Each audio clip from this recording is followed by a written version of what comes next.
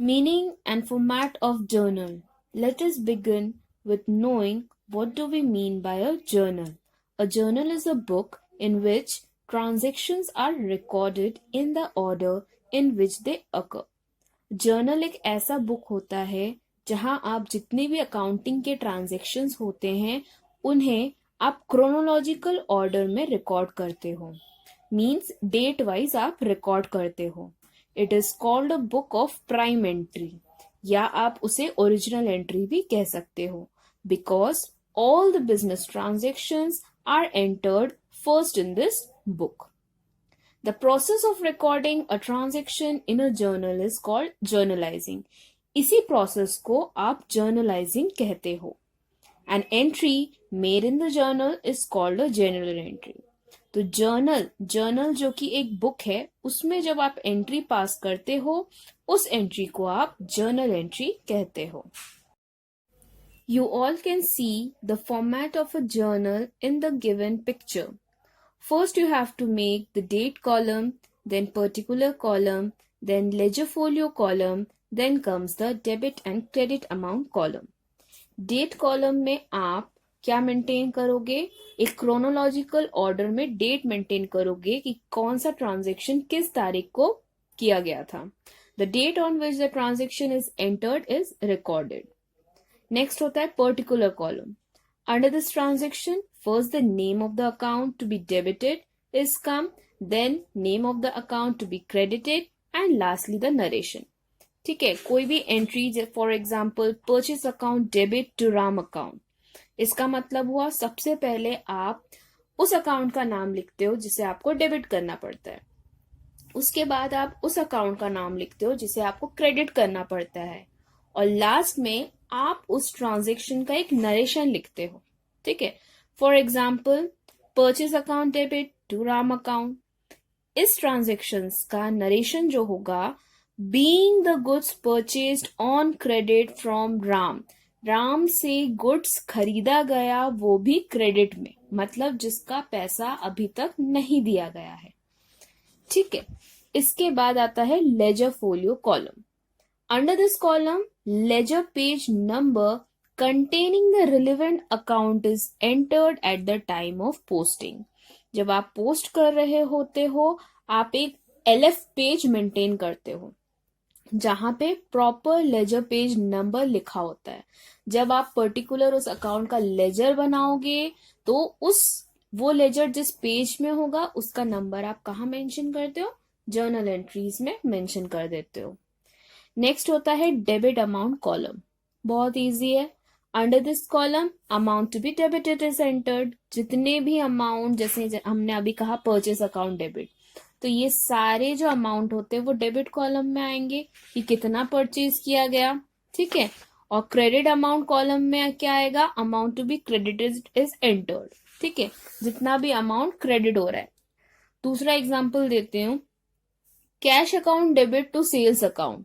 ठीक है, to sales account जब बोला जा रहा है और ऊपर आपने क्या लिखा है? Cash account debit. तो हमने लास्ट प्रेजेंटेशन में रूल पढ़ा था, debit what comes in, credit what goes out. ठीक है, तो आपके पास क्या आ रहा है? कैश आ रहा है, तो आपने कैश को क्या किया? डेबिट किया. ठीक है, इसका जो अमाउंट था वो था 48,000, तो आपने कैश अकाउंट डेबिट में 48,000 लिख दिया. और टू सेल्स अकाउंट जब आप बोल रहे हो तो सेल्स अकाउंट में आप मेंशन कर रहे हो क्योंकि जो गुड्स था वो सेल किया गया था ऑन कैश. ठीक है, तो सेल अकाउंट में आप 48,000 क्रेडिट में लिख दोगे और नरेशन में आप क्या लिखोगे? Being the good sold for cash. Understood? Now journalizing क्या होता है ये हम डिस्कस कर चुके हैं. It is a process of recording a transaction in the journal. इसके कुछ स्टेप्स होते हैं. Step 1, ascertain what accounts are involved in a transaction.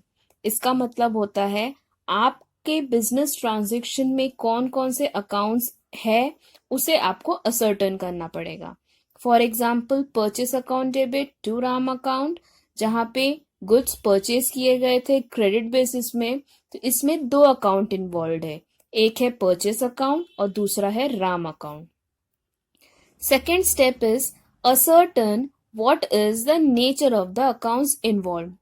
Previous presentation में हम लोगों ने डिस्कस किया था टाइप्स ऑफ अकाउंट, ठीक है, कि अकाउंट्स 3 टाइप्स के होते हैं.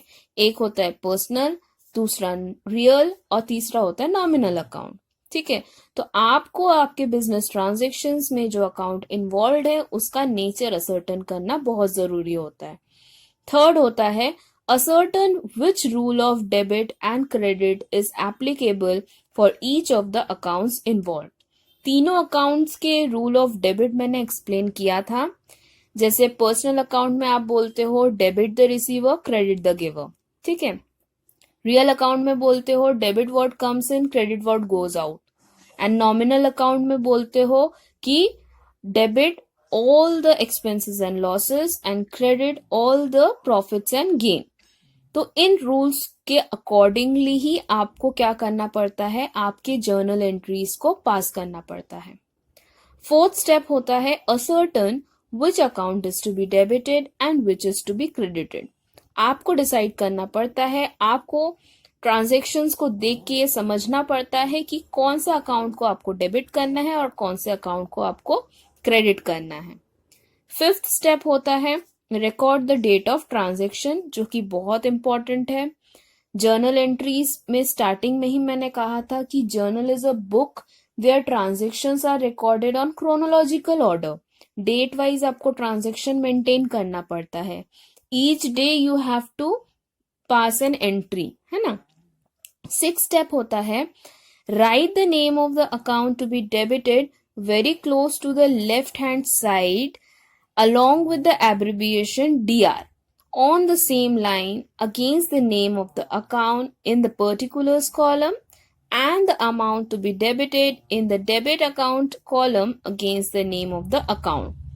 जैसा कि मैंने कहा था पर्टिकुलर कॉलम में आप क्या करते हो, नेम ऑफ अकाउंट्स को मेंशन करते हो, किसे डेबिट करना है और किसे क्रेडिट करना है. इसमें आपको प्रॉपर एब्रीविएशंस भी मेंटेन करने होते हैं. जिस अकाउंट को आप डेबिट कर रहे हो उसमें आपको डीआर लिखना पड़ता है. सिमिलरली जिस अकाउंट को आप क्रेडिट कर रहे हो आपको सीआर लिखना पड़ता है. ठीक है. नेक्स्ट होता है write the name of the account to be credited in the next line preceded by the word to. ठीक है, अब ये मैंने ऑलरेडी एक्सप्लेन कर चुका है. ठीक है. नेक्स्ट होता है राइट नरेशन. जब आपका जर्नल एंट्री आप पास करते हो आपको नरेशन में लिखना पड़ता है कि जिसमें एक ब्रीफ डिस्क्रिप्शन होता है ट्रांजैक्शन के बारे में. फॉर एग्जांपल कि गुड्स परचेज किए गए हैं कि नहीं, गुड्स सेल किए गए हैं, मतलब ये चीज आपको मेंशन करना होगा. ठीक है. जैसे purchase account debit to Ram account में गुड्स परचेज किए गए थे क्रेडिट बेसिस में, तो आपको लिखना पड़ेगा कि being goods purchased on credit basis. ठीक है. अगर आप कुछ सेल करोगे तो आपको लिखना पड़ेगा बीइंग गुड्स सोल्ड, तो आपको नरेशन मेंटेन करना पड़ता है. Last step is draw a line across the entire particulars column to separate one journal entry from other. एक जर्नल एंट्री दूसरे जर्नल एंट्री से मिक्स ना हो जाए, इसीलिए आपको एक लाइन ड्रॉ करना पड़ता है. ठीक है. I think it's very clear that what do we mean by journal, what do we mean by journalizing, and what are the steps involved in it.